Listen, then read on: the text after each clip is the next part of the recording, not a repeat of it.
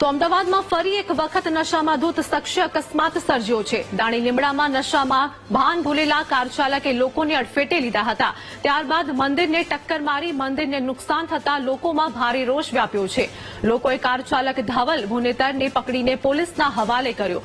પોલીસે ધવલ ભુનેતર વિરુદ્ધ drink and ડ્રાઇવનો ગુનો નોંધીને તપાસ શરૂ કરી છે।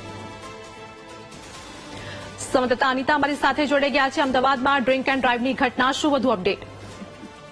જી ખાસ તો જે પ્રકારે અમદાવાદ શહેરની અંદર અકસ્માતના જે પ્રમાણ જે છે તે સતત વધી રહ્યું હોય તેમ વધુ એક ઘટના સામે આવી છે। દાણી લીમડામાં દારૂના નશામાં ધૂત એક કાર ચાલકે આ અકસ્માત સર્જ્યો હતો, જેમાં તેણે આવતા જતા લોકોની અડફેટ લેવાનો પ્રયત્ન કર્યો હતો અને સાથે આ જે કાર જે હતી તે મંદિરમાં ઘુસાડી દીધી હતી, જેના કારણે મંદિર આખું તૂટી ગયું હતું। આ ઘટનાથી જે સ્થાનિક લોકોમાં ખૂબ જ રોષ વ્યાપી ગયો હતો। તેમણે જે કાર ચાલક છે તેને પકડીને આ ટ્રાફિક પોલીસને સોંપ્યો હતો।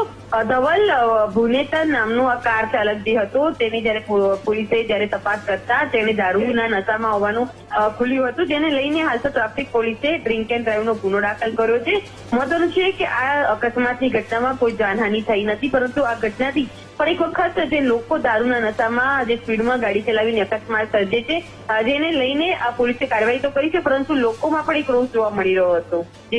જી આભાર અનિતા, સમગ્ર માહિતી આપવા બદલ।